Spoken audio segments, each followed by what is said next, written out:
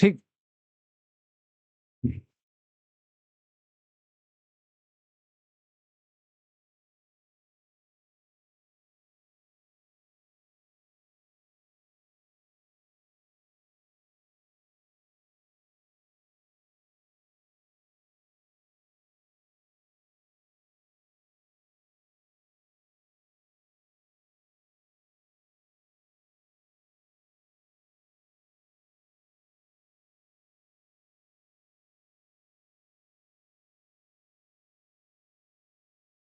Limit comparison test. ठीक है।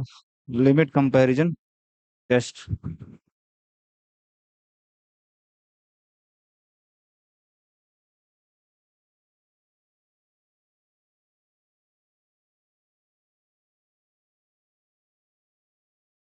Statement इसका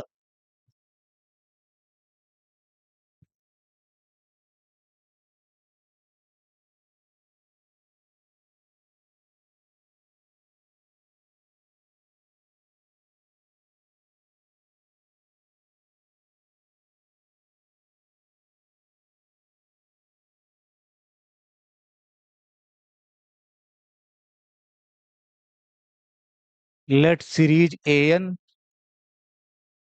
and series b n be two positive term series. Two positive term series.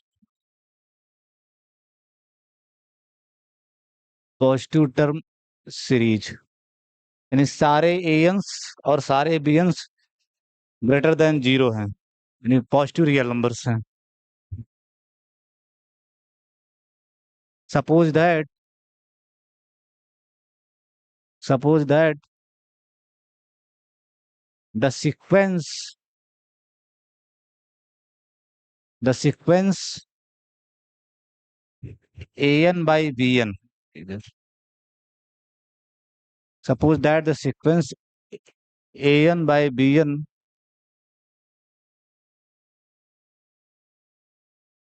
converges to L, converges to L, और L non zero real number है। Converges to L, L non zero number. देखो statement मैं थोड़ा precise वे में लिखता हूँ, कभी कभी आपके एग्जाम में ऐसे लिख के दे देगा limit a n b n n tends to infinity equal to l. ठीक है। और फिर कहेगा एल नॉन जीरो। तो ये जो लिखे हो इसी को कभी कभी ऐसे भी लिख के दे देता है। ठीक है, ऐसे भी। तो ये बड़ा अजीब सा लगता है मुझे। पहले तो आपको क्लियर होना चाहिए कि ये सीक्वेंस है, फिर वो सीक्वेंस एल पे कन्वर्ज कर रही है। तो साफ साफ लिखा आपने, suppose that the sequence a n by b n converges to L, और L non zero real number है। ठीक है। और इन सीरीज ए एन है और सीरीज बी एन है, तो a n by b n sequence बन जाएगी। ठीक है, क्योंकि सीरीज ए एन है मीन्स आपके पास ए वन है, ए टू है, ए थ्री है। आपके पास सीक्वेंस से ही तो सीरीज आई होगी। जो सीरीज ए एन है वो सीक्वेंस ए एन से आई होगी। सीरीज बी एन है तो ये सीक्वेंस बी एन से आया हुआ होगा, तो बी वन है, बी टू है, बी थ्री है। तो इन दोनों से एक नई सीक्वेंस बना लिया, a one b one, a two b two, a three b three, dot dot. इसका एन टर्म होगा ए एन बी एन। अगर इसका एन टर्म ए एन है, इसका बी एन है, तो इस सीक्वेंस का एन टर्म ये होगा। तो इन दोनों, ये सीरीज जिस सीक्वेंस से आ रही है और ये सीरीज जिस सीक्वेंस से आ रही है, वो एक नई, उससे एक नई सीक्वेंस आप बना लिए, a one by b one, a two by b two, a three by b three, a n by b n. Ratio sequence.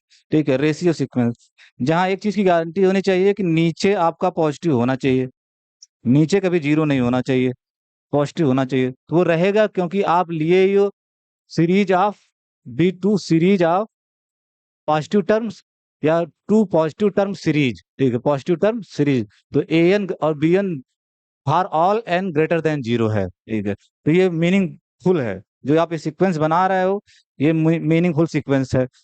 अब इस सीक्वेंस की लिमिट यल है। ठीक है, इस सीक्वेंस की लिमिट यल है, ये सीक्वेंस कन्वर्ज कर रही है यल पे जो नॉन जीरो है। Then conclusion, these are the hypothesis of the limit comparison test. Then conclusion, series an and series Bn have same nature, have same nature, have same nature regarding convergence, regarding convergence,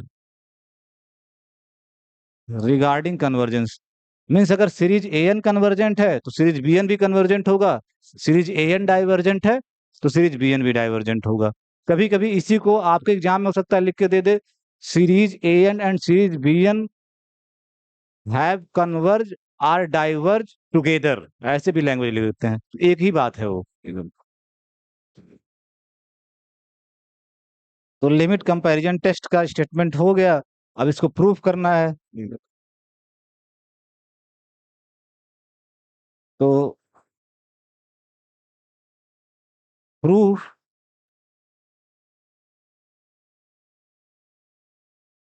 since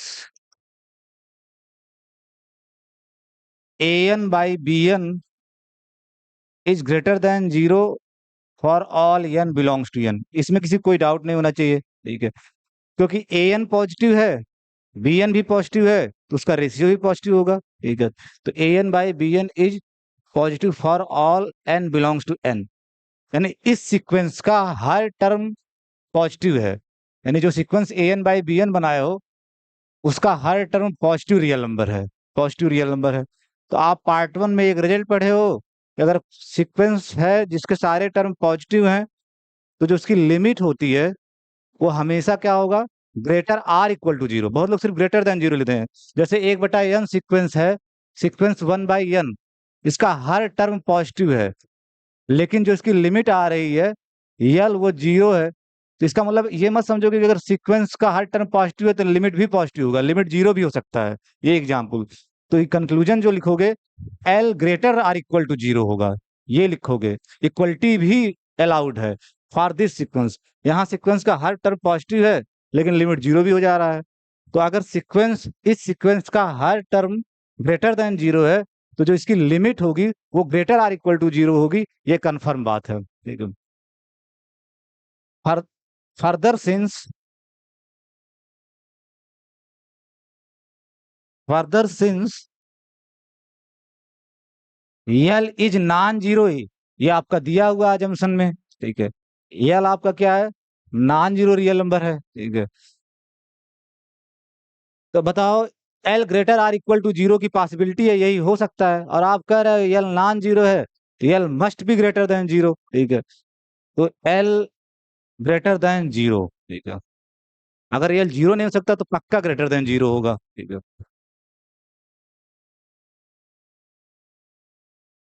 अब इसको आप number line पे बना लो, बिल्कुल मैं कहता हूँ कुछ भी करो तो ज्योमेट्री का थोड़ा बहुत जरूर यूज करो, ठीक है।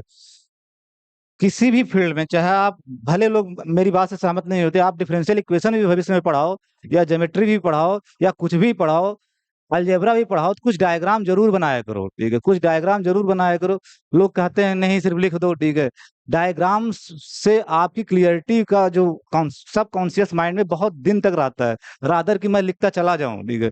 तो एल ग्रेटर देन जीरो, तो जीरो को मार्क कर लिया, और जब आप कह रहे हो यल ग्रेटर देन जीरो है तो यल इधर ही होगा कहीं, ठीक है, यल इधर ही होगा, ठीक है, यल इधर ही होगा। अब आप इसकी लिमिट यल दिया तो लिमिट की डिफिनीशन लगाओगे, ठीक है। अब एक एप्सिलॉन ऐसा चूज करोगे, ठीक है, choose epsilon positive, choose epsilon positive such that, खास तरह का एप्सिलॉन लोगे, ठीक है, एप्सिलॉन लेते समय भी ये बात ध्यान रखना है, उस खास तरह के एप्सिलॉन से लोगे, ऐसा नहीं रैंडम एप्सिलॉन ले लिया, ठीक है।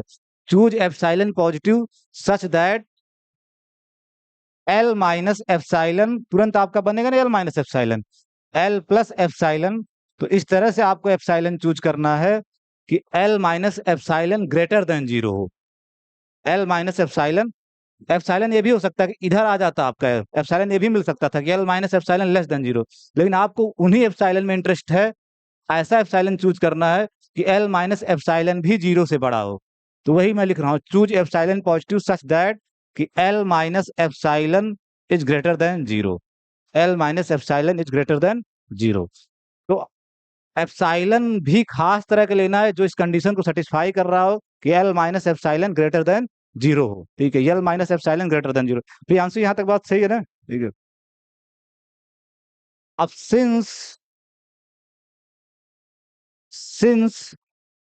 आपकी जो sequence a n by b n है, ठीक है, sequence a n by b n है, वो कन्वर्ज कर रही है यल पे। ठीक है, तो सीक्वेंस की कन्वर्जेंस की डिफिनीशन क्या कहती है कि हर एप्सिलॉन के लिए एक नेचुरल नंबर एन मिलेगा, कैपिटल एन। ठीक है, तो इस एप्सिलॉन के लिए भी तो मिलेगा। ठीक है, तो फॉर एबव एप्सिलॉन, मतलब ये एप्सिलॉन जो आप ये ले रहे हो, फॉर एबव एप्सिलॉन, जब आप कह रहे हो कि a n b n converge कर रहा है एल पे, तो by definition of convergence of a sequence हर एप्सिलॉन के लिए एक नेचुरल नंबर एन मिलेगा। ठीक है, तो फॉर एबव एप्सिलॉन, मतलब ये एप्सिलॉन जो आपका है, for above epsilon positive,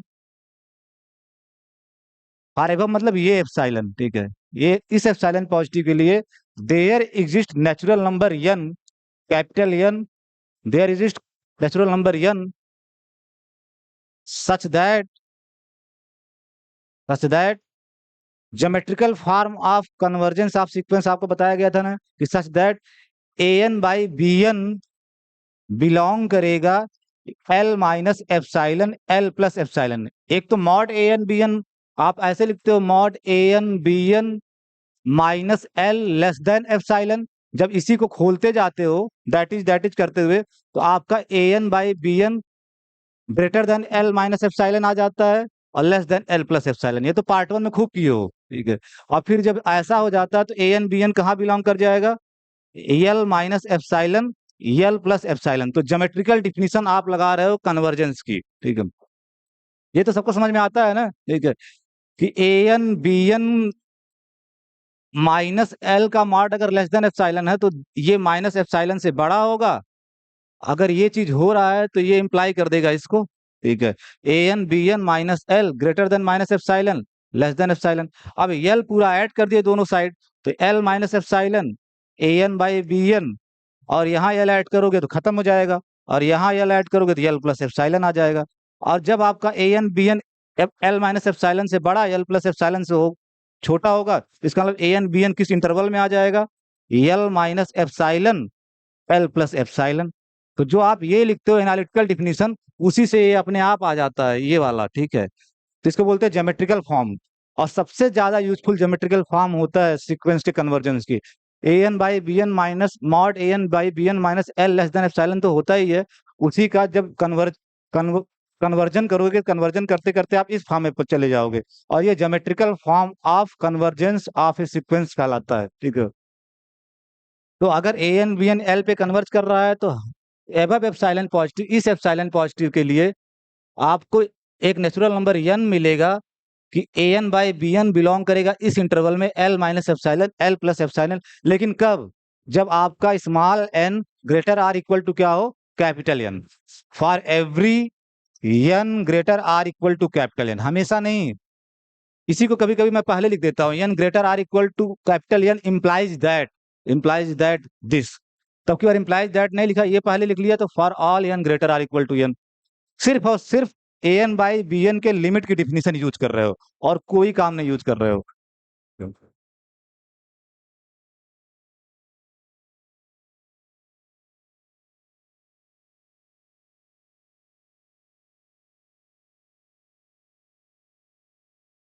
A n by b n के लिमिट की डिफिनीशन यूज किया। This implies this implies a n by b n greater than L minus epsilon less than L plus epsilon. ठीक है, अगर इस interval में आ रहा है तो इनके बीच में होगा। ठीक है, for all N greater or equal to n. Open interval की डिफिनीशन से आपको ये पता है कि x अगर ए बी में आ रहा है तो x ग्रेटर देन ए होगा, लेस देन बी होगा। यही चीज आप यूज कर रहे हो। ठीक है, तो अगर a n by b n इसमें आ रहा है तो a n by b n greater than L minus epsilon होगा और less than L plus epsilon होगा for all N greater or equal to n. ठीक है,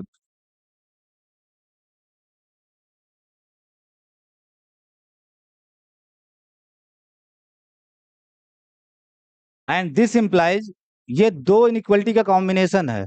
तो यहां से आप लिख सकते हो पहला a n by b n, तो a n less than L plus epsilon into b n लिख सकते हो। ठीक है, एक इनइक्वलिटी ये तो है, पहले इस पे ध्यान दो, इतने पे ध्यान दो। तो a n by b n is less than L plus epsilon, और बी एन पॉजिटिव है, बी एन पॉजिटिव है, तो मल्टीप्लाई करोगे इधर ए एन बचेगा उधर बी एन हो जाएगा, और इनइक्वलिटी चेंज नहीं होगी क्योंकि हर बी एन पॉजिटिव है। तो a n by b n, इतना पार्ट आप लिए, a n by b n less than L plus epsilon, और वहीं से आया आपका ए एन लेस देन, और बी एन से मल्टीप्लाई हो गया L plus epsilon into b n. क्यों मल्टीप्लाई कर पा रहे हो? क्योंकि b n are positive, b n are positive. For all N greater or equal to n, इसको स्टार कह दो, इसको स्टार कह दो। ठीक है,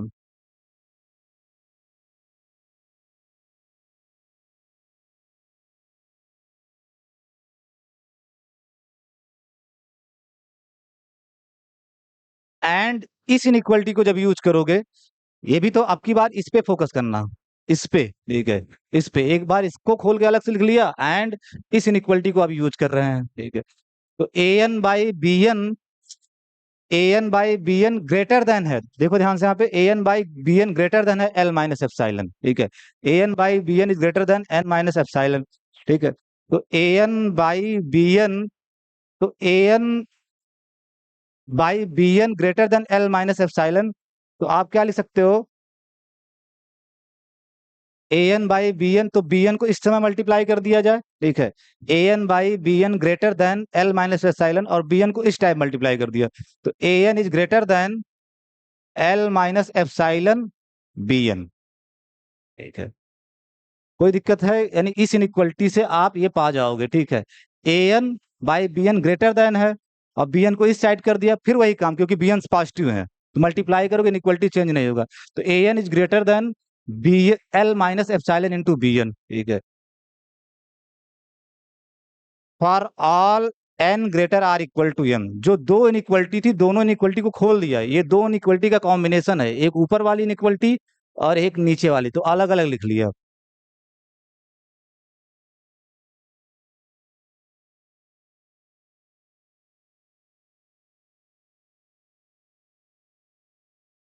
आर, इसको जो ये लिखे हो, इसको लिख सकते हो बी एन, इसी को b n less than 1/L minus epsilon into a n. किसी को कोई दिक्कत? ठीक है, ठीक है, बी एन लेस देन, और इसको इस साइड कर दिया। ठीक है, बी एन लेस देन और इसको इस साइड कर दिया 1/L minus epsilon a n, तो b n is less than 1/L minus epsilon a n. तो यही चीज है, इसी चीज को दूसरे फॉर्म में लिख रहे हो, इस चीज को दूसरे फॉर्म में लिख रहे हो। आर ये आप लिख सकते हो for all N greater or equal to n. ठीक है, और इसको आप डबल स्टार मानो, इसको डबल स्टार। ठीक है, तो इस इनइक्वलिटी से दोनों इनइक्वलिटी खोले तो ये निकल के आ गया। अब एक चीज मैं पूछूंगा कि जो आप 1/L माइनस एप्साइलन लिखे हो वैलिड है कि नहीं? वैलिड है, क्योंकि आप एप्साइलन चूज ही ऐसे किए हो कि एल माइनस एप्साइलन आपका क्या है? ग्रेटर देन जीरो, तो डिवीजन पॉसिबल है। ठीक है, डिवीजन पॉसिबल है। ठीक है, तो जब ये आया तो इफ, अब इसके बाद कहानी खत्म, प्रूफ इज ओवर। ठीक है, इफ सीरीज ए एन, अगर आपकी सीरीज ए एन कन्वर्जेंट है, ठीक है, series a n in converge, series a n is convergent, आपको क्या दिखाना है कि दोनों सेम नेचर के हों। तो अगर सीरीज ए एन कन्वर्जेंट है, ठीक है, तो और ये देखो, ये जो आपका लिखा गया है एल फिक्स है एप्सिलॉन फिक्स है, तो ये एक रियल नंबर ही है अल्फा, ऐसा समझना। तो b n less than alpha a n उसी टाइप का हो रहा है। ठीक है, और यहाँ पे भी आप समझना, ये आपका यहाँ अल्फा है, ये अल्फा यहाँ पे काम करेगा, और ये अल्फा का काम यहाँ पे कर रहा है। ठीक है, नहीं अभी मॉडिफाइड कंपैरिजन टेस्ट पढ़े हो ना, मॉडिफाइड कंपैरिजन टेस्ट, उसमें a n less or equal to alpha b n, तो लेस देन भी है तब भी लेस आर इक्वल टू है। ठीक है, अगर कहीं ऐसे आ गया लेस देन, तब भी आप अप्लाई कर सकते हो। ठीक है, लेस देन मतलब लेस आर इक्वल टू है। ठीक है, तो वैसा ही बनाने की कोशिश किया गया है। तो यहाँ पे पहले वाले इनइक्वल स्टार में एल प्लस एप्सिलॉन अल्फा है, क्योंकि एल फिक्स है, लिमिट फिक्स होगी, एप्सिलॉन भी जो आप चूज कर लिए वो चूज कर लिए, तो एल प्लस एप्सिलॉन पूरा कांस्टेंट है, और एल प्लस एप्सिलॉन को अल्फा मान रहे हो, तो और यल आपका ग्रेटर देन जीरो है, ठीक है, आपके कॉपी में देखो यल ग्रेटर देन जीरो है, एप्सिलॉन भी पॉजिटिव है, तो एल प्लस एप्सिलॉन भी पॉजिटिव होगा, तो जो ये अल्फा है ये पॉजिटिव रियल नंबर है, ठीक है, और यल माइनस एप्सिलॉन आप कह ही रहे हो कि पॉजिटिव है, ठीक है, तो एक बटा यल माइनस एप्सिलॉन को जब अल्फा मानोगे, इस पूरे को अल्फा मानोगे, तो ये आपका क्या होगा, पॉजिटिव। बेसिकली आपको मॉडिफाइड कंपैरिजन टेस्ट अप्लाई करना है, मॉडिफाइड कंपैरिजन टेस्ट अप्लाई करना है, तो उसके उसके जैसा लगना चाहिए, ठीक है, उसके जैसा लगना चाहिए। तो यहाँ अल्फा का काम ये कर रहा है, एल प्लस एप्सिलॉन पहले स्टार वाली इनइक्वलिटी में, और डबल स्टार वाले इनइक्वलिटी में अल्फा का काम कौन कर रहा है, एक बटा एल माइनस एप्सिलॉन, एक बटा एल माइनस एप्सिलॉन, ठीक है। अब अगर सीरीज एन कन्वर्जेंट है, मतलब इससे बनी सीरीज अगर कन्वर्जेंट है, तो सीरीज बीएन क्या होगा, कन्वर्जेंट होगा, यही तो कहता है modified comparison test.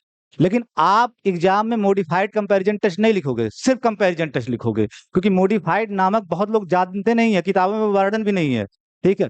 Comparison test, modified comparison test, सबको लोग कंपैरिजन टेस्ट ही बोलते हैं, कंपैरिजन टेस्ट ही बोलते हैं, है वह हालांकि ये मॉडिफाइड कंपैरिजन टेस्ट, लेकिन बेसिकली दोनों को लोग मैथमेटिक्स में कंपैरिजन थ्योरम ही बोलते हैं, कंपैरिजन टेस्ट ही बोलते हैं, ठीक है। तो सीरीज एन इज कन्वर्जेंट,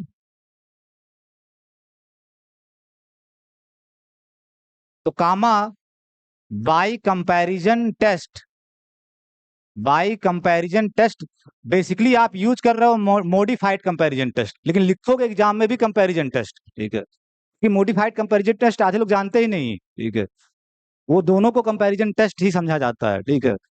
तो बाई कंपैरिजन टेस्ट,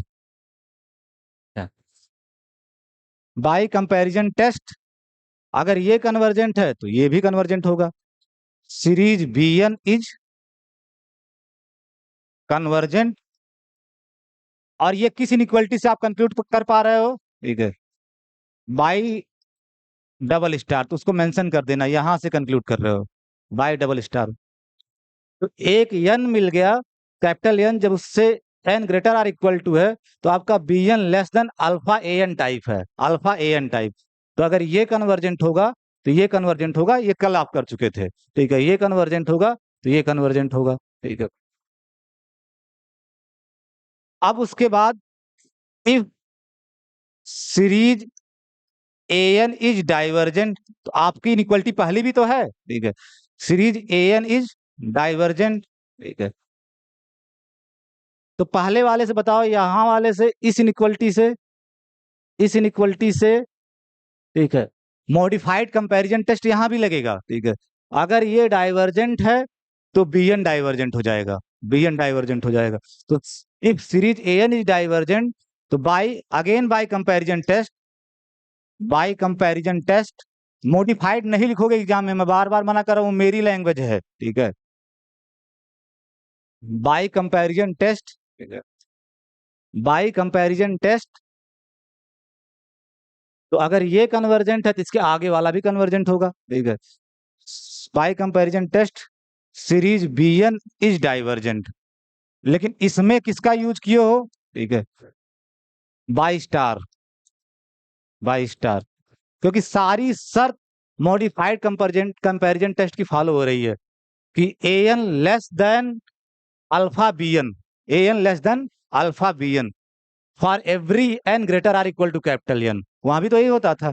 अब लेस देन है तो लेस आर इक्वल भी समझोगे, लेस देन है तो लेस आर इक्वल भी समझोगे, तो कंपैरिजन टेस्ट के सहारे आपने देखा कि अगर सीरीज एन कन्वर्जेंट हो रही है तो सीरीज बीएन भी कन्वर्जेंट हो रहा है, अगर सीरीज एन डाइवर्जेंट हो रही है तो सीरीज बीएन भी डाइवर्जेंट हो रहा है, मतलब दोनों सेम नेचर लिख रहे हैं। और अगर उल्टा वाइस वर्सा सोचो कि सीरीज बी, तो सीरीज बीएन अगर कन्वर्जेंट मानोगे तो ये स्टार से यहां से, सीरीज बीएन अगर कन्वर्जेंट मानोगे तो यहाँ स्टार से क्या हो जाएगा, सीरीज एएन कन्वर्जेंट हो जाएगा, और अगर सीरीज बीएन डाइवर्जेंट मानोगे तो डबल स्टार से सीरीज एएन डाइवर्जेंट हो जाएगा। लेकिन ये सब ज्यादा टाइम नहीं बर्बाद करना, एक ही कंफर्म कर दे रहा है कि अगर एक कन्वर्जेंट हो रहा है तो दूसरा होगा, दूसरा उसी नेचर का है, ठीक है, अगर ये डाइवर्जेंट हो रहा है तो दूसरा भी उसी, तो दिस प्रूफ्स QED, या एक लाइन और लिख दो, this proofs that, this proofs that, this proofs that series AN and series BN have same nature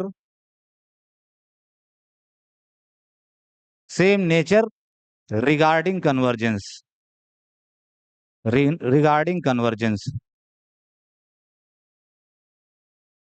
एक ही लिखना, ए- आप थोड़ा और बढ़ा, बहुत लोग और बढ़ा के लिख देते हैं कि सीरीज BN को भी दिखाते हैं कि सीरीज BN अगर आपका कन्वर्जेंट है तो फिर उससे सीरीज AN भी हो जाएगा, तो वो ठीक है, एक ही बात से हो गया ना, क्यों एक्स्ट्रा लिखोगे? आपको ये भी सोचना कि कम से कम में हम अपनी बात आर्गुमेंट रखें। वो लोग खांची भर लिख के चले आते हैं एग्जाम में, ठीक है। अब लिख दो QED, limit comparison test is over, उसका प्रूफ हो गया, ठीक है, लिमिट कंपैरिजन टेस्ट का प्रूफ हो गया। मैं बताऊं, one of the most powerful tool to check the convergence of series is the limit comparison test according to me, according to b, ठीक है। बहुत ज्यादा सवाल जब आप कंपटीशन के लगाओगे जैम में, तो लगभग 60 to 70% क्वेश्चन इसी टेस्ट से होते हैं। जैसे एक एक क्वेश्चन लिखो, पहले मैं सारे रिजल्ट करवा दूंगा, एक दिन सारा क्वेश्चन ही करवाऊंगा, लेकिन एक क्वेश्चन मैं तब इसको अप्लाई करके दिखा दे रहा हूँ, एक क्वेश्चन,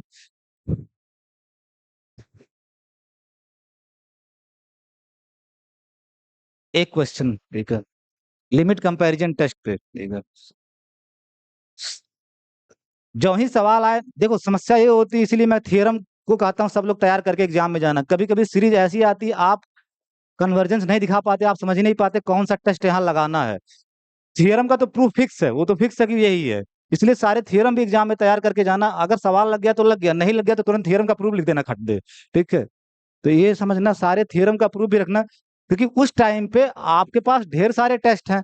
आप बताओ, आपके पास कंपैरिजन टेस्ट आ गया अभी तक, ठीक है, फिर उसी को मॉडिफाइड कंपैरिजन टेस्ट भी बोलते हैं कुछ मॉडिफिकेशन के साथ, फिर लिमिट कंपैरिजन टेस्ट आ गया, फिर इसके बाद आपको कंपैरिजन ऑफ रेशियोज बताया जाएगा, फिर उसके बाद क्या नाम है, D'Alembert ratio test, Cauchy root test, फिर उसके बाद आपका राबीज टेस्ट, फिर आपका क्या आता है, लॉगरिथमिक टेस्ट, फिर उसके बाद आपका आता है कोसी कंडेंसेशन टेस्ट, फिर उसके बाद आप पढ़ोगे, ठीक है, हायर लॉगरिथमिक टेस्ट, फिर डिमॉर्गन बर्टन टेस्ट। अब सोचो, एक सवाल कैसे सोचोगे किस टेस्ट से लगेगा?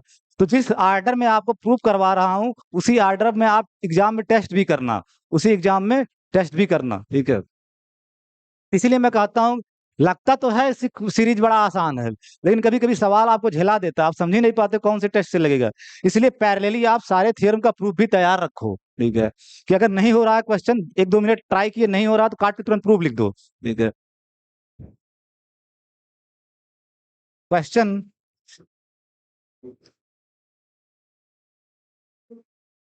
क्वेश्चन, हाँ, हाँ,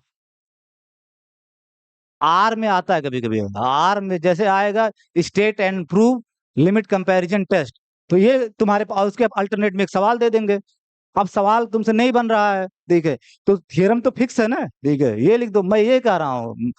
कभी कभी क्या होता है कि state and prove limit comparison test, और फिर एक ही सवाल देते थे बगल में, तब तो तुम्हारी मजबूरी है लगाना। लेकिन ऐसे केसेस में जब वो देते हैं, तो इसका मतलब वो सवाल उसी टेस्ट से लगेगा, वो सवाल उसी टेस्ट से लगेगा, ठीक है।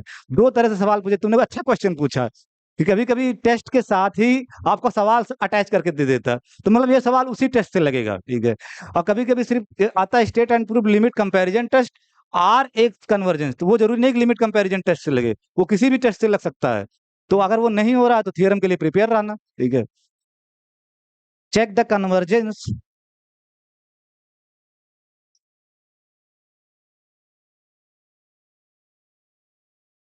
ऑफ द सीरीज,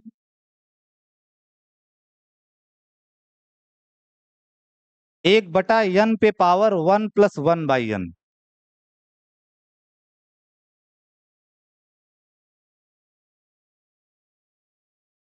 इस सीरीज का कन्वर्जेंस चेक करना, मीन्स ये कन्वर्जेंट है कि डाइवर्जेंट, ठीक है। या कभी कभी आता है डिस्कस द कन्वर्जेंस, ठीक है। तो मतलब यही दिखाना कि ये सीरीज कन्वर्जेंट है कि डाइवर्जेंट है।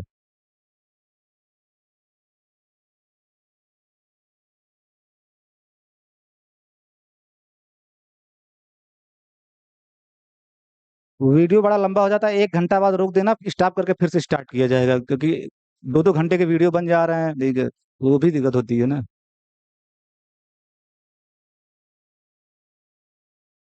तो ट्राई करो लिमिट कम, जब मैं कह रहा हूँ इसी का एप्लीकेशन है तो लिमिट कंपैरिजन टेस्ट ही लगाओगे, ठीक है। तो solution, solution here a n equal to, series a n अगर लिखो तो ए एन की जगह क्या है, यही तो है, ठीक है। A n equal to one upon n पे पावर 1+1/n, 1+1/n, ठीक है, ये ए एन की जगह है, ठीक है। और अगर आप लिमिट कंपैरिजन टेस्ट लगा रहे हैं तो एक आपको बी एन चूज करना होगा सुटेबली, ठीक है, बी एन चूज करना होगा, क्योंकि लिमिट कंपैरिजन टेस्ट में दो सीरीज आती हैं, एक तो ये सीरीज ए एन है ही, एक सीरीज और ही चाहिए, सीरीज बी एन। तो स्मार्टली आपको बी एन लेना होगा। तो let b n equal to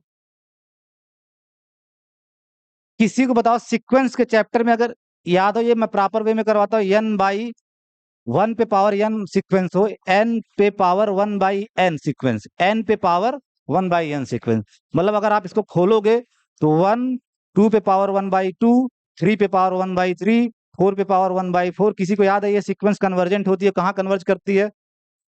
नहीं नहीं, भूल रहे हो तुम लोग, फिर से नोट्स देखना। ये कन्वर्ज करती है 1 पे, ठीक है, ये कन्वर्ज करती है 1 पे। और ये बहुत फेमस सीक्वेंस है, one of the famous sequence. Interview में जब भी जाओगे ना तो इसी सीक्वेंस का कन्वर्जेंस पूछते हैं, ठीक है। तो n पे power 1/, this is very famous sequence, ठीक है। और इसकी लिमिट ये कन्वर्जेंट होता है और कन्वर्ज करता है 1 पे, ठीक है। तो आप कुछ कोशिश करो bn ऐसे लेने की कि आपका n पे पावर 1/n आ जाए, प्रियांशु। आप कोशिश ऐसे करो bn ऐसा लेने की कि आपका n पे पावर 1/n आ जाए, ठीक है। an/bn करने पे, an/bn करने पे ऐसा bn चूज करो कि an/bn करने पे n पे पावर 1/n आ जाए, n पे पावर 1/n आ जाए। थोड़ा समझो दिमाग लगा के, नहीं तो हल्के में लोग समझते हैं सीरीज को, आसान है। Series is the most easier topic in the entire analysis, ठीक है। एनालिसिस के जितने ब्रांच हैं, complex analysis, functional analysis, topology, differential geometry, उसमें सबसे आसान सीरीज माना जाता है। लेकिन कभी कभी सवाल में अटक जाते हैं लोग, क्योंकि इतने ढेर सारे टेस्ट हैं और आपको समझ में नहीं आता लगा है क्या। तो बी एन 1/n ले लो, तो let bn equal to 1/n, 1/n for all n belongs to n। यहां भी लिख देना an equal to for all n belongs to, क्योंकि ए इसी सीक्वेंस से ये सीरीज बन रही है। मैं बार बार कहता हूं, आधे लोग यही नहीं समझते, सीरीज सीरीज किसी न किसी सीक्वेंस से आ रही होगी, पक्का बात है, सीरीज किसी न किसी सीक्वेंस से आ रही होगी। तो ये जो सीरीज लिखी गई है, ये इस सीक्वेंस से आ रही है, इस सीक्वेंस से आ रही है। और आप एक सुटेबली सीक्वेंस चूज किए bn। अब an bn पे आ जाओ, an bn सीक्वेंस देखते हैं क्या होगा, ठीक है। Now the sequence a n b n, मैं हमेशा लिमिट नहीं लिखता हूँ, बहुत लोग limit n tends to infinity a n b n लिखते हैं, मेरे लिखने का थोड़ा स्टाइल अलग है, ठीक है। और आप भी इसको फॉलो करो, ठीक है, क्योंकि अच्छे एनालिसिस्ट ज्यादा limit n tends to infinity नहीं लिखते। इस पे बात होती है कि क्योंकि एन टेंस टू इन्फिनिटी बड़ा विवादास्पद है जो आप लिखते हो, ठीक है, बड़ा विवादास्पद है, इसलिए मैं अवॉइड करता हूँ बीइंग एनालिसिस्ट, कि कोशिश करो कि कम से कम ये लिखा जाए। तो a n by b n equal to क्या हो जाएगा? देखो ये बैठ जाएगी क्या इनकी बैटरी, आज लाइट नहीं है क्या?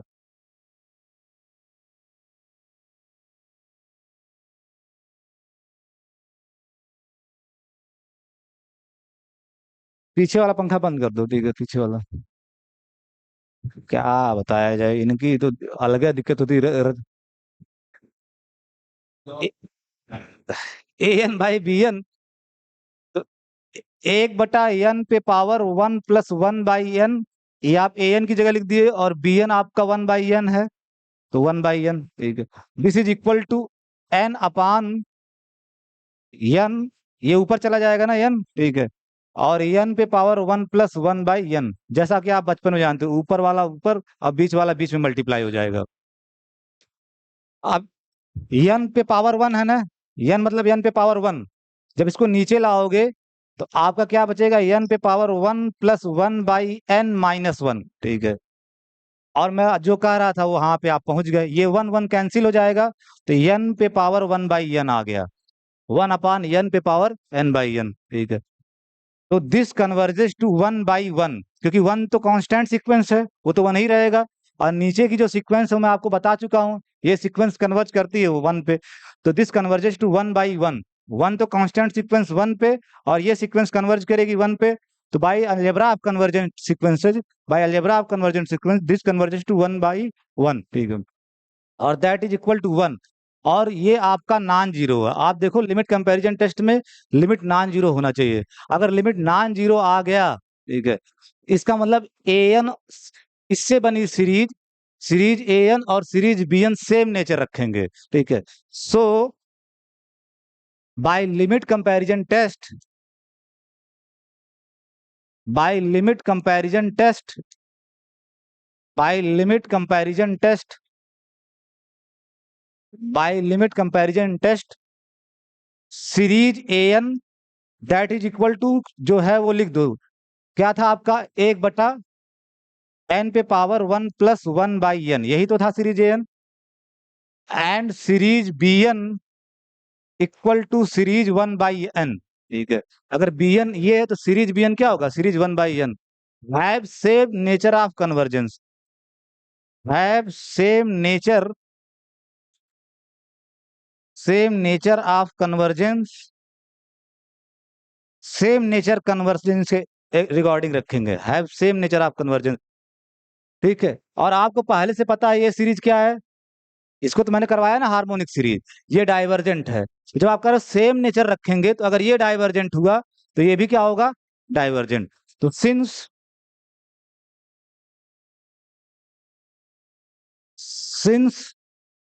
Series bn equal to series 1/n is divergent, वही नेचर आपका सीरीज an भी रखेगा। तो series an equal to series 1/n पे power 1+1/n is divergent, divergent. सोचो इतने आसान आसान, ये आईआईटी जैम का क्वेश्चन है, इतने आसान आसान क्वेश्चन आते हैं, लेकिन आप वही है, कितनी कंसेप्चुअल क्लियरिटी के साथ आप पढ़े हो, ठीक है।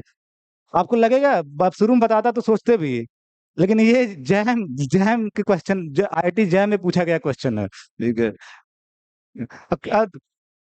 जो भी 1 2 नंबर का रहा हो, लेकिन क्वेश्चन में कुछ दम था, कुछ भी नहीं था, ठीक है। तो ये गिवन सीरीज जो आपकी है वो डाइवर्जेंट है।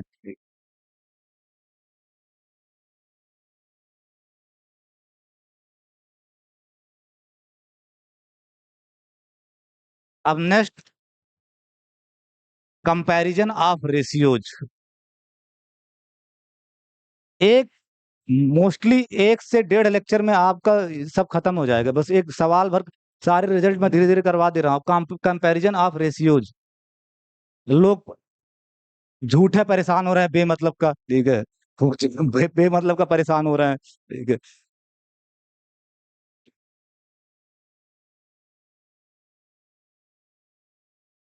कंपैरिजन ऑफ रेशियोज,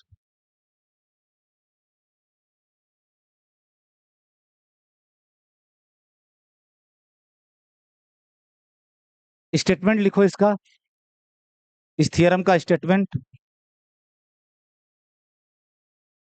यानी कंपैरिजन ऑफ रेशियोज थियरम जो है उसका स्टेटमेंट। लेट, कभी कभी क्या होगा आपके एग्जाम में ए एन बी एन न देके यू एन वी एन दे देते हैं, आंसर आप देखते हो कभी कभी यू एन वी एन, तो आधे लोग समझते हैं, अगर कभी by the way u n v n में दिया है तो कोशिश करो यूएन वीएन में सॉल्व करने की, अगर तुमने एएन बीएन में भी सॉल्व कर दिया तो एक भी नंबर आपका कटेगा नहीं, ठीक है। ये बहुत लोग सोचते हैं कि हम एएन बीएन में करके चले आए और दिया था यूएन वीएन में, तो घबराना मत, वो नंबर मिलता है, लेकिन आपके आर्गुमेंट सारे सही हों, ठीक है। लेकिन कोशिश करना ये चाहिए कि जिस नोटेशन में क्वेश्चन पूछा गया उसी नोटेशन में जवाब लिखें। तो लेट सीरीज यूएन, एक आध में बदल के भी लिख दूंगा, series u n and series v n, क्योंकि यूनिवर्सिटी के टीचर तुमको बताएंगे बर्टले से पढ़ना, यहाँ से पढ़ना, वहां से पढ़ना, और सब लोग फॉलो करते हैं एस के मापा ही।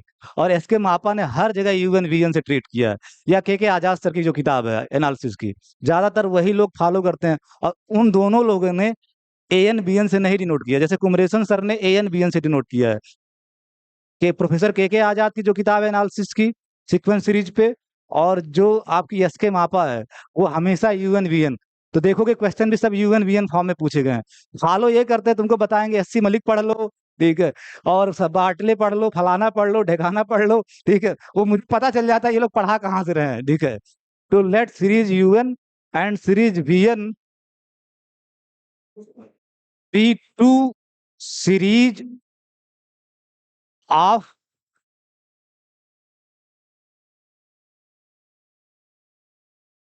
Positive real numbers. हालांकि एससी मलिक भी शायद इसी नोटेशन में फॉलो किया है, पता नहीं, एससी मलिक तो मैं पढ़ता नहीं हूँ, मुझे दुनिया की सबसे घटिया किताब लगती है एससी मलिक, ठीक है। मैं जब आईएएस की तैयारी करता था खरीद लिया, उसके बाद पढ़ना चालू किया, तो मुझे इतने पहले ही पेज पे इतनी गलतियां निकल के चली आई, ठीक है, कि मैं कहा कि इसको पढ़ना बेकार है, ठीक है। सिर्फ उसके क्या करता था, सवाल सॉल्व करता था, जो सवाल देते थे एक्सरसाइजेज उसको सॉल्व करता, थियरी में उसकी कभी नहीं पढ़ता था। और मैं किसी भी स्टूडेंट को सजेस्ट नहीं करता हूँ कि उसकी थियरी पढ़ो, ठीक है। तो let series u n and series v n be two series of positive real numbers. Let there exist natural number n. Statement भी आप एज इट इज तैयार कर लेना, कभी कभी स्टेट एंड प्रूव करके आता है ज्यादातर इसमें सवाल। तो let there exist a natural number n such that u n upon u n, comparison of ratios की बात हो रही है ना, तो रेशियो लेना होगा, u n upon u n plus one greater or equal to v n upon v n plus one. कभी कभी मैं बोल रहा हूँ इक्वलिटी नहीं भी रहेगी तो गलत मत समझना, इक्वलिटी है तो ठीक, नहीं इक्वलिटी है तब भी चल जाता है सवाल, ठीक है, क्योंकि ग्रेटर देन है तो greater or equal to already है वो, ठीक है। For every n greater or equal to capital N, ठीक है।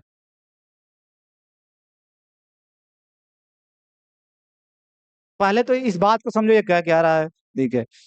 आपके पास जब ये सीरीज है तो आपके पास सीक्वेंस है, सीक्वेंस यूएन, अगर ये सीरीज है तो सीक्वेंस यूएन है, और अगर सीरीज वीएन है तो सीक्वेंस वीएन है।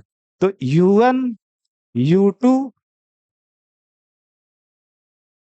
डॉट डॉट डॉट यूएन, ठीक है, ये आपके पास सीक्वेंस है, ठीक है। यूएन क्या कह रहा है कि जब एन कैपिटल एन या उससे बड़ा है, ठीक है, तो यहां मैं एन माइनस वन लिख दे रहा हूं, यू एन माइनस वन, फिर यू एन, फिर ऑनवर्ड ऐसे चलता चला जाएगा, ठीक है, यू एन।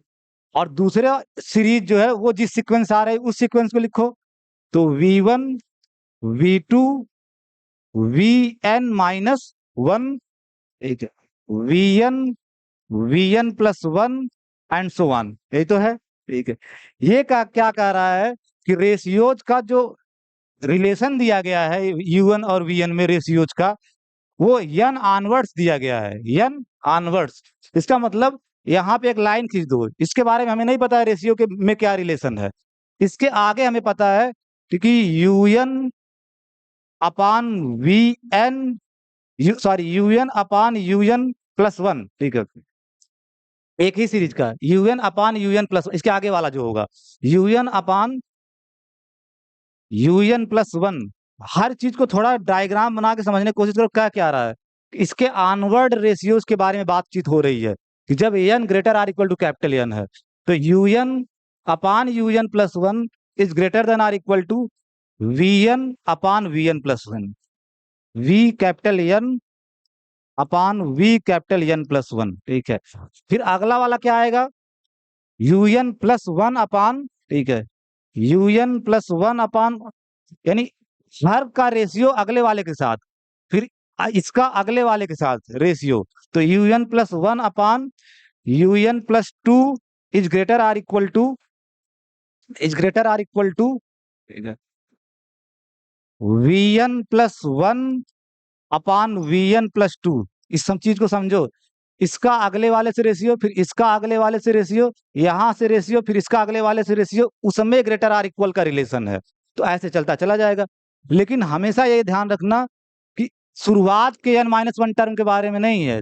ये आगे जो ये रिलेशन दिया गया है n ऑनवर्ड्स टर्म के, यानी जब n स्मॉल n आपका greater or equal to capital N होगा तब ये है, ठीक है, तब ये है। तब आगे के जो टर्म है उनका रेशियोज में ये रिलेशन है कि un upon un plus 1 greater than होगा vn upon vn plus 1, un plus 1 upon un plus 2 greater or equal to होगा vn plus 1 upon vn plus 2। यानी ऊपर से नीचे एक ज्यादा हो रहा है, ये भी पैटर्न पकड़ो, ऊपर से नीचे एक ज्यादा हो रहा है। ऐसे ये चलता चला जाएगा। अगला क्या आएगा, un plus 2 upon un plus 3 is greater or equal to vn plus 2 upon vn plus 3 and so on. ये रिलेशन है। पहले स्टेटमेंट ही नहीं समझते बहुत लोग, तो स्टेटमेंट समझ लो ये क्या कर रहा है। ये मैं इधर समझा दिया कि यहां तक का हमें कोई आइडिया नहीं इनके रेशियो के बारे में, लेकिन आगे दो प्रीसीडिंग टर्म का रेशियो ले रहे हो यहाँ पे और यहाँ पे, तो उनमें ये रिलेशन बन रहा है, उनमें ये रिलेशन बन रहा है। ठीक है प्रियांशु, ठीक है।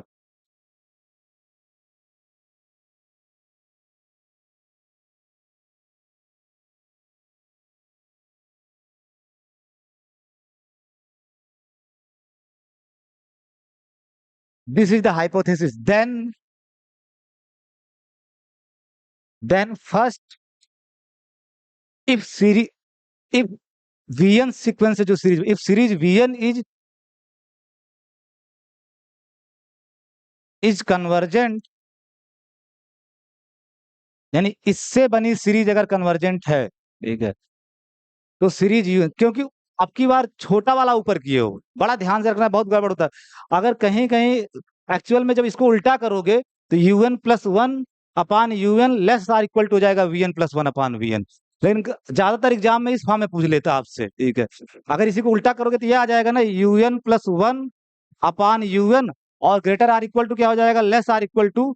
मैं मुझे ज्यादा ये पसंद है, लेकिन मैं इसलिए मजबूरी में करवा रहा हूँ कि ज्यादातर आपके एग्जाम में इस फॉर्म में वो लोग पूछ देते हैं।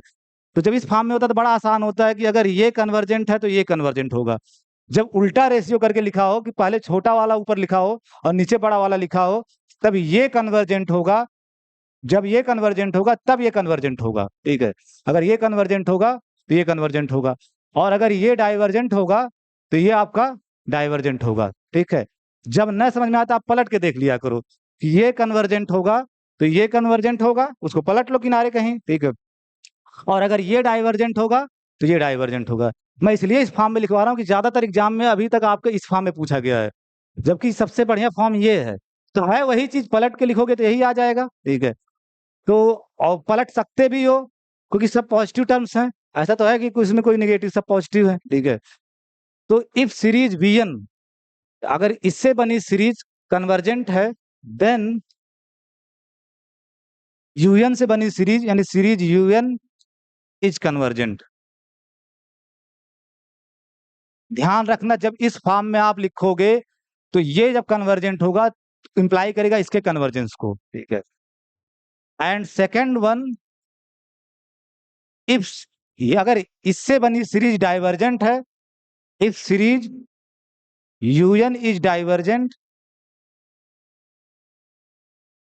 Then series vn is divergent.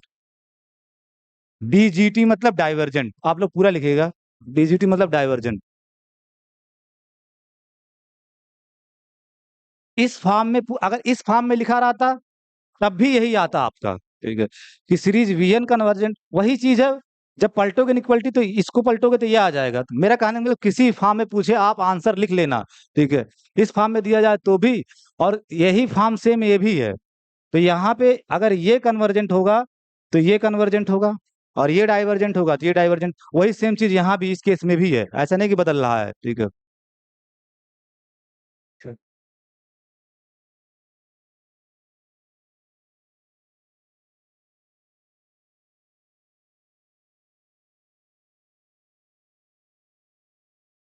Solution proof, statement है तो इसका प्रूफ लिखो, प्रूफ।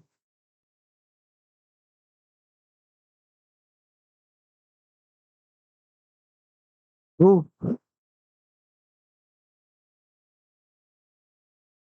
सपोज हाइपोथेसिस मान लो, suppose there exist natural number n such that ये मान लो हाइपोथेसिस, ठीक है।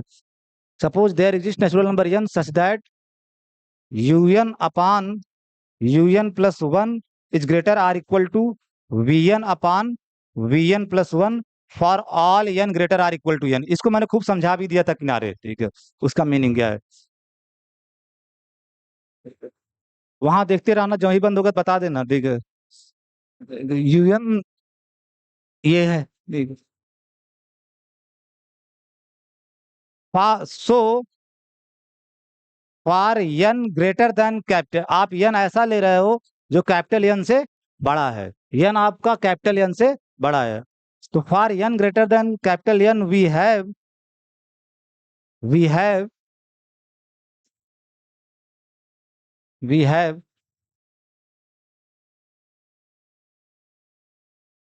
n जो आपका n से बड़ा है, ठीक है। मतलब आप समझो कि n कहीं यहाँ है आपका और n कहीं यहाँ है, बड़ा है, ठीक है। अब इसको यूज करो ना, जो आपके पास हाइपोथेसिस है इसको यूज करोगे, इसको आप यूज करोगे तो ये किसके लिए है, जब n आपका कैपिटल n या उससे बड़ा हो तब। तो जब कैपिटल n होगा तो क्या होगा, जब कैपिटल n होगा n equal to capital n, तो क्या होगा आपका un upon un plus one is greater or equal to v capital n upon vn plus one. जब n आपका कैपिटल n होगा तो यही तो आएगा, ठीक है। फिर जब आपका n प्लस वन होगा तो un plus one upon un plus two is greater or equal to vn plus one upon vn plus two, ठीक है। ये आएगा, ठीक है, जब आपका n प्लस वन होगा। ऐसे चलता चला जाएगा।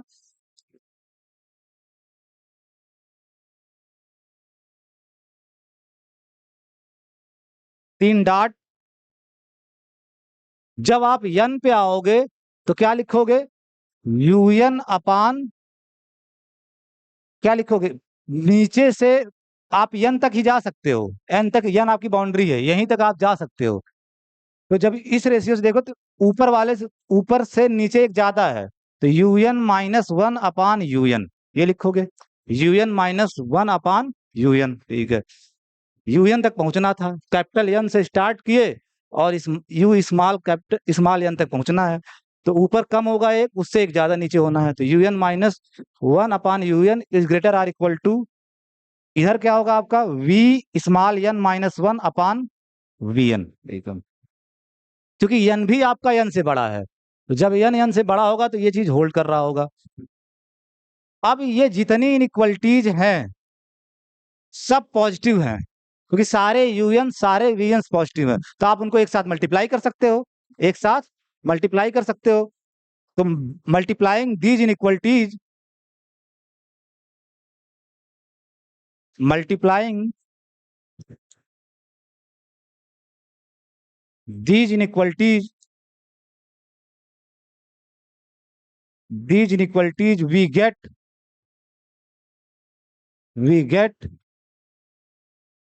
क्या पाओगे, इधर सबको मल्टीप्लाई करो और इधर सबको मल्टीप्लाई करो, तो मल्टीप्लाई करने के बाद बचेगा क्या, देखो un प्लस वन से कट जाएगा, un प्लस टू आगे un प्लस टू से कट जाएगा, un माइनस n अपने पीछे से un माइनस वन से कट जाएगा, बचेगा क्या u कैपिटल n, ठीक है।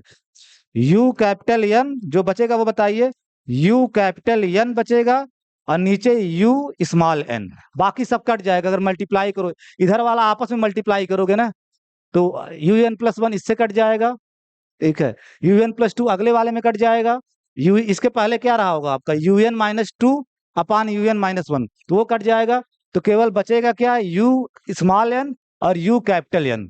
मल्टीप्लाई करने जब इनको मल्टीप्लाई करोगे is greater or equal to, जब इन सबको मल्टीप्लाई करोगे तो फिर आपका क्या बचेगा, ये कटता चला जाएगा, इससे आगे ये सब यहां बचेगा ये और बटे vn, तो v कैपिटल n अपान v स्मॉल n। तो मल्टीप्लाई करने के बाद आपके पास केवल ये बचेगा, ठीक है।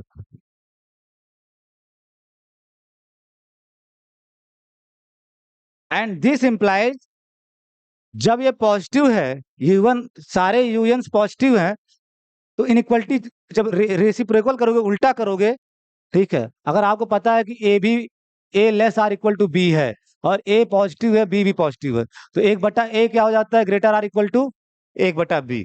तो जब ये सब पॉजिटिव है, ठीक है, ये भी पॉजिटिव है, सब यूएन वीएन पॉजिटिव है, ये भी पॉजिटिव है, तो जब उल्टा करोगे तो आपका क्या हो जाएगा, U N upon U capital N less or equal to we N upon we capital N, ठीक है, वी कैपिटल एन। बिकॉज क्यों ऐसा कर पा रहे हो, तो इनइक्वलिटी चेंज करने पे रेसिप उल्टा करने पे इनइक्वलिटी चेंज हो जा रही है, क्योंकि इन जनरल आपको पता है, ठीक है, कि अगर उल्टा कर रहे हैं तो इनइक्वलिटी चेंज हो जाती है, और सारे यूएन वीएन पॉजिटिव है तो कोई दिक्कत नहीं है, ठीक है, इतना उसको लिखने की कोई जरूरत नहीं, इतने ही। और यहाँ हर जगह आप लिखते रहना